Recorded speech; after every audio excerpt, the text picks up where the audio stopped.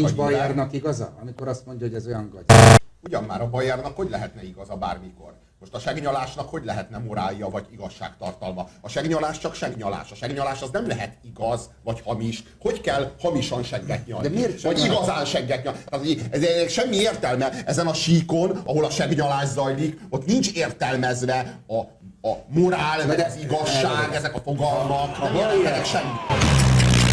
Ha Bayer egy szimpla segnyaló, akkor miért foglalkozik vele az amerikai külügyminisztérium és a Strasbourg vagy a brüsszeli britanap, és miért nézik milliók?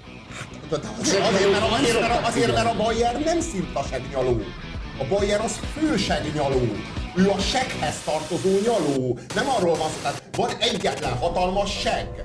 Azt rengetegen nyalják, de van közülük az egy nyaló, aki a nyalás ütemét diktálja mindenkinek. Bocsánat, előnyal. A Bayer mindig tud újat mondani, Mindig tud újat nyalni.